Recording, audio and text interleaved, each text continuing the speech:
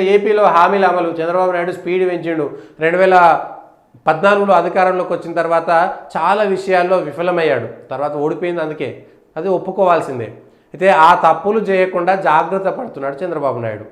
వెంటనే రాజధాని నిర్మాణం చేయకపోతే 2014లో జరిగినటువంటి పొరపాట్లు జరుగుతాయి, జీవితంలో మళ్ళీ పేరు రాదు, మళ్ళీ అధికారం వస్తుందా రాదనేటువంటిది తెలియదు. కాబట్టి ఏజ్ కూడా అయిపోయింది. కాబట్టి చంద్రబాబు నాయుడు ఇప్పుడు కాకపోతే ఇంకెప్పుడు చేయలేనటువంటి దాంతో కేంద్రంతో సఖ్యతగా ఉండాల్సినటువంటి పరిస్థితే.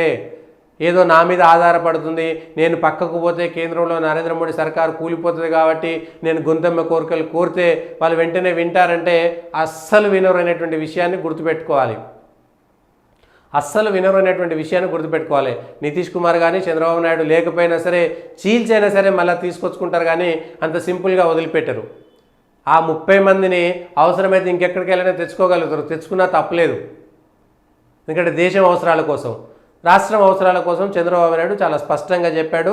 రాష్ట్ర అభివృద్ధి నాకు ముఖ్యం తప్ప ఈ పనికిరాని విషయాలను నేను పట్టించుకోని చెప్పాడు. ఒకవేళ అదే ఉంటే జాగ్రత్త, మంచిదే. కానీ ఆ స్పీడప్ అనేటువంటిది పెంచాడు. వెంటనే అమరావతిలో కానీ ఇంకెక్కడో కానీ రాష్ట్ర రాజధానిని నిర్మాణం చేయలేకపోతే మాత్రం మంచి బంగారం లాంటి అవకాశాన్ని మళ్ళీ వదులుకున్నట్టే. 2018లో పిచ్చి పిచ్చి ఆలోచనలు చేసినటువంటి సలహాదారులను దయచేసి దూరం పెట్టండి. దూరం పెట్టి ఇప్పుడున్న దాంట్లో స్పష్టంగా మీరు ఎప్పుడు గెలిచినా బీజేపీ మీతో ఉంటేనే చంద్రబాబు నాయుడు గెలిచిండు అనేటువంటిది చరిత్రలో రుజువైనటువంటి అంశం. సో పిచ్చి పిచ్చి ఆలోచనలు చేసి నేను మళ్ళీ మోడీని బ్లాక్ మెయిల్ చేస్తా, వైట్ మెయిల్ చేస్తా, గ్రీన్ మెయిల్ చేస్తా, ఎల్లో మెయిల్ చేస్తా అంటే ఊరుకునేటువంటి పరిస్థితి అక్కడ ఉండకపోవచ్చు.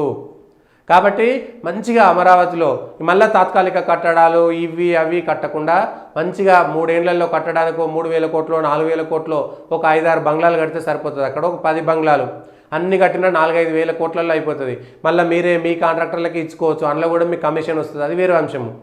మీ కాంట్రాక్టర్లకి ఇచ్చుకుంటారు, అందులో కూడా మీకు కమిషన్ వస్తుంది. కాబట్టి వెంటనే నిర్మాణం చేసి కనీసం ఒక 200 సంవత్సరాల పాటు ఉండగలిగేటువంటి కట్టడాలను కడితే మీ పేరు చిరస్థాయిలో నిలిచిపోతుంది.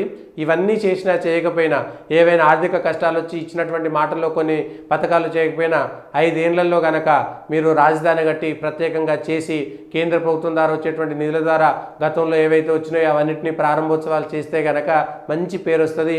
ఈ స్పీడప్ నట్లే కంటిన్యూ చేస్తే మంచిది. ఇది ఈరోజు ఉన్నటువంటి వార్తలు అనుకున్నటువంటి వాస్తవాలు, విశ్లేషణ. దయచేసి పొలిటికల్ మ్యాథ్స్ లైక్ చేయండి, సబ్స్క్రైబ్ చేయండి, షేర్ చేయండి, కామెంట్ చేయండి.